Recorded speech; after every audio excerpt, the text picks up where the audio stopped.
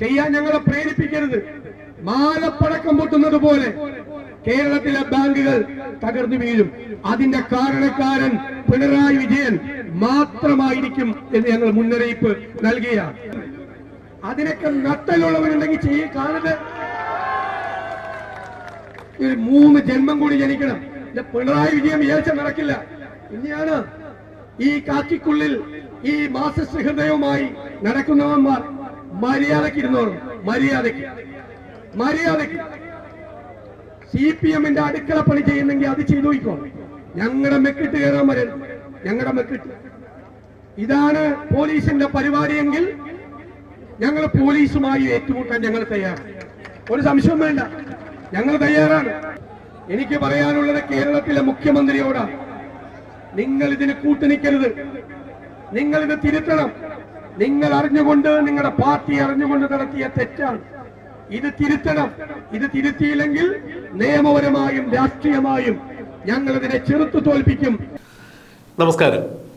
കരുവന്നൂരും കണ്ടലയും തൃശൂരും സഹകരണ ബാങ്കുകൾ കൊള്ളയടിച്ച CPM വീണ്ടും ചോവായൂർ ബാങ്കിലും എടങ്ങേറുണ്ടാക്കാൻ ശ്രമിക്കുന്നു. ഇതെന്റെ വാക്കുകളല്ല, പ്രതിപക്ഷ നേതാവ് VD സതീശന്റെ വാക്കുകളാണ്.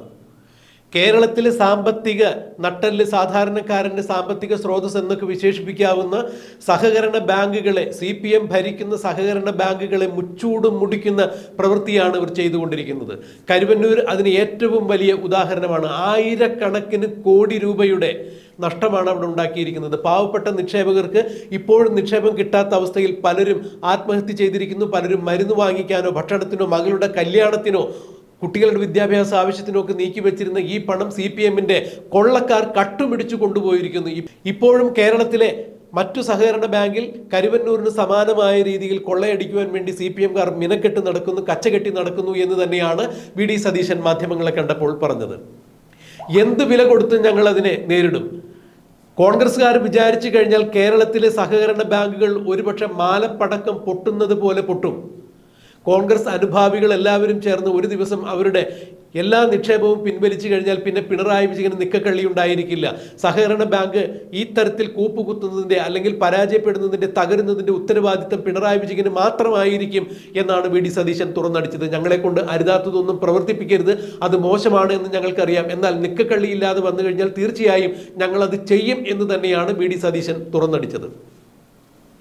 പോലീസിനെ ഉപയോഗിച്ച് യൂത്ത് കോൺഗ്രസിന്റെയും വീര്യം കെടുത്താമെന്ന് പിണറായി വിജയൻ വിചാരിക്കുന്നുണ്ടെങ്കിൽ അത് അസ്ഥാനത്താണ്.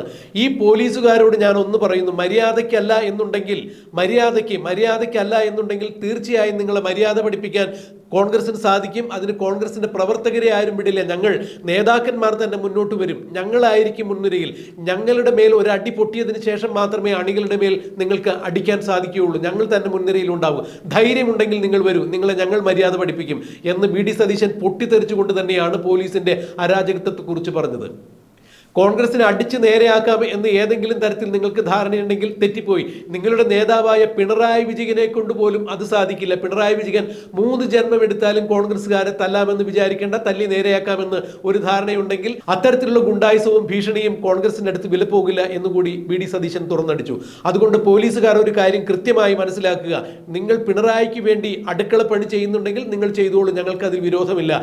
എന്നാൽ കോൺഗ്രസിന്റെ മെക്കെട്ട് കയറാൻ വരുന്നുണ്ടെങ്കിൽ, കോൺഗ്രസിന്റെ പ്രവർത്തകരുടെയോ നേതാക്കളുടെയോ മെക്കെട്ട് കയറാനാണ് നിങ്ങളുടെ ഉദ്ദേശമെങ്കിൽ തീർച്ചയായും പോലീസ് ചെയ്യുന്ന അതേ നാണയത്തിൽ തിരിച്ചു ചെയ്യാൻ കോൺഗ്രസ്സുകാർക്ക് അറിയാം. അത് ഞങ്ങളെ കൊണ്ട് ചെയ്യിക്കരുത് എന്നാണ് VD സതീശൻ മാധ്യമങ്ങൾക്ക് മുന്നിൽ വെച്ചുകൊണ്ട് പോലീസിന് കൃത്യമായ രീതിയിൽ താക്കീത് നൽകിയത്, പിണറായി വിജയന് താക്കീത് നൽകിയത്. കേരളത്തിലെ സഹകരണ ബാങ്കുകളുടെ നട്ടെല്ലൊടിക്കുന്ന തരത്തിലാണ് CPM-ന്റെ ഭരണം മുന്നോട്ട് പോകുന്നത്. എല്ലാ സഹകരണ ബാങ്കുകളിലും ഭരണം കൈയാളി, അവിടെയെല്ലാം കൈയിട്ട് വാരി നാശോന്മുഖമാക്കുന്ന ഈ രീതി എന്നാണ് മാറുന്നത് എന്നുള്ളത് ഞങ്ങൾക്ക് കൃത്യമായി അറിയാം. അതിന് ഞങ്ങൾ കൃത്യമായി പ്രതികരിക്കും.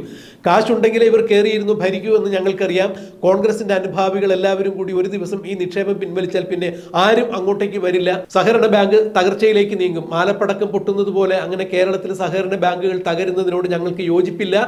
പിണറായി വിജയനോടോ CPM-ന്റെ നയവൈകല്യങ്ങളോടോ ഉള്ള ഒരു വിയോജിപ്പ് കൊണ്ട് കേരളത്തിലെ സഹകരണ ബാങ്കുകൾ തകരുവാൻ കോൺഗ്രസ് കൂട്ടുനിൽക്കില്ല എന്ന് കരുതി കോൺഗ്രസിന്റെ മെക്കട്ടേക്ക് പോലീസിനെ ഉപയോഗിച്ചുകൊണ്ട് ഏതെങ്കിലും തരത്തിലുള്ള ഗുണ്ടായുസം പ്രയോഗിക്കാൻ പിണറായി വിജയൻ മുന്നോട്ട് വരികയാണെങ്കിൽ പിണറായി വിജയൻ അടക്കമുള്ളവർ സൂക്ഷിച്ചുള്ളൂ. കോൺഗ്രസിന് കൃത്യമായ രീതിയിൽ പ്രതികരിക്കാൻ അറിയാം എന്ന് തന്നെയാണ് ചോവായൂർ ബാങ്കുമായി ബന്ധപ്പെട്ട കേസിൽ മാധ്യമങ്ങളോട് സംസാരിക്കുമ്പോൾ വി ഡി സതീശൻ തുറന്നടിച്ചത്. വി ഡി സതീശൻ മാധ്യമങ്ങൾക്ക് മുന്നിൽ സംസാരിച്ചതിന്റെ പ്രസക്ത ഭാഗങ്ങൾ നമുക്കൊന്ന് കേൾക്കാം.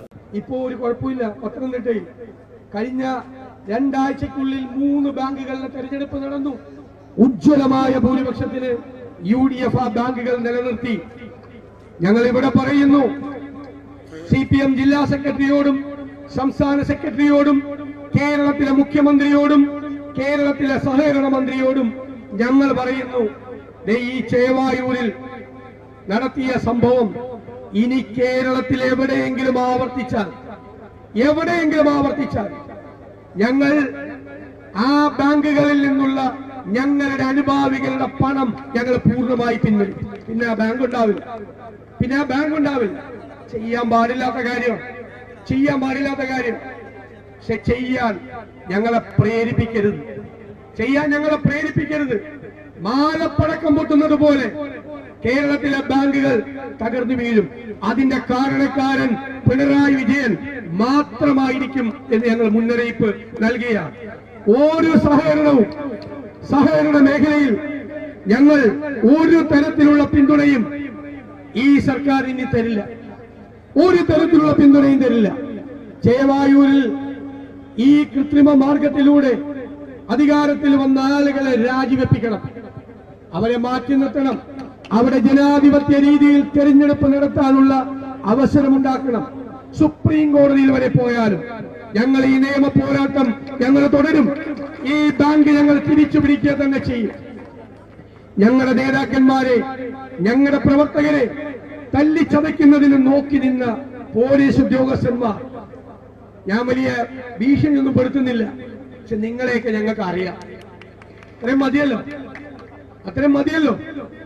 ഇനി ഇതുപോലെ തോന്നിയാസം കാണിച്ചാൽ, സ്വന്തം ഉത്തരവാദിത്വം മറന്നു പെരുമാറിയാൽ ഇതായിരിക്കില്ല സമരരീതി എന്ന് ഞങ്ങൾ മുന്നറിയിപ്പ് നൽകുന്നു. അങ്ങനെയൊന്നും തോൽപ്പിക്കാൻ പറ്റുന്ന പാർട്ടിയല്ല കോൺഗ്രസ്. അങ്ങനെയൊന്നും ഭീഷണിപ്പെടുത്തി അടിച്ചമർത്താൻ പറ്റുന്ന പാർട്ടിയല്ല കോൺഗ്രസ്. ഞങ്ങളെ ഇങ്ങനെ വന്ന് ഉണർത്തിയതിന് ഞാൻ പ്രത്യേകം നന്ദി പറയും.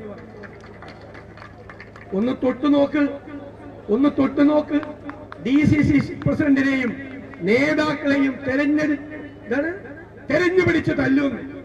അതിനൊക്കെ നട്ടലുള്ളവരുണ്ടെങ്കിൽ കാണരുത്. ഒരു 3 ജന്മം കൂടി ജനിക്കണം. പിണറായി വിജയൻ വിചാരിച്ച നടക്കില്ല. ഇനിയാണ് ഈ കാക്കിക്കുള്ളിൽ ഈ മാസസ് ഹൃദയവുമായി നടക്കുന്നവന്മാർ മര്യാദയ്ക്ക് ഇരുന്നോളും. മര്യാദയ്ക്ക് CPM അടുക്കള പണി ചെയ്യുന്നെങ്കിൽ അത് ചെയ്തു നോക്കോ. ഞങ്ങളുടെ മെക്കിട്ട് കയറാൻ വരരുത്. ഞങ്ങളുടെ മെക്കിട്ട് ഇതാണ് പോലീസിന്റെ പരിപാടിയെങ്കിൽ ഞങ്ങൾ പോലീസുമായി ഏറ്റുമുട്ടാൻ ഞങ്ങൾ തയ്യാറാണ്. ഒരു സംശയം വേണ്ട, ഞങ്ങൾ തയ്യാറാണ്. നിങ്ങളുടെ അക്രമങ്ങൾ ഏറ്റുവാങ്ങാൻ തയ്യാറാണ്. ആയിരക്കണക്കിന് പ്രവർത്തകരുണ്ട്. അവരെ ഞങ്ങൾ മുന്നിലല്ല നിർത്തുന്നത്, അവരെ ഞങ്ങൾ പുറകിൽ നിർത്തും. ഞങ്ങളെല്ലാം ഉണ്ടാവും മുമ്പിൽ. ഞങ്ങൾ ഏറ്റുവാങ്ങിയിട്ട്, മർദ്ദനം ഏറ്റുവാങ്ങിയിട്ട് ഞങ്ങളുടെ പുറകിലുള്ള ഒരു പ്രവർത്തകന്റെ മീത് നിങ്ങളുടെ ലാത്തി വീഴും. ഞങ്ങളുണ്ടാവും. ഒന്ന് ചെയ്തു നോക്ക്. ഭീഷണിപ്പെടുത്തുന്നു. അധികാരത്തിന്റെ പിൻബലവും കുറെ മൂന്നാംകിട നേതാക്കന്മാരെയും കണ്ടിട്ട് ഞങ്ങളുടെ നേതാക്കന്മാരെയും ഞങ്ങളുടെ പ്രവർത്തകരെയും ഭീഷണിപ്പെടുത്തുന്നു. ആരാ നിങ്ങൾ? അതൊന്നും വേണ്ട. ഞങ്ങൾ ഏറ്റവും സമാധാനപരമായി കാര്യങ്ങൾ ചെയ്യുന്ന ആളുകളാണ്. ഞങ്ങളെ അല്ലാത്ത വഴിയിലേക്ക് കൊണ്ടുപോകാൻ ശ്രമിക്കരുത് എന്ന് മുന്നറിയിപ്പ് നൽകി. എനിക്ക് പറയാനുള്ളത് കേരളത്തിലെ മുഖ്യമന്ത്രിയോടാണ്. നിങ്ങൾ ഇതിന് കൂട്ടുനിൽക്കരുത്. നിങ്ങൾ ഇത് തിരുത്തണം.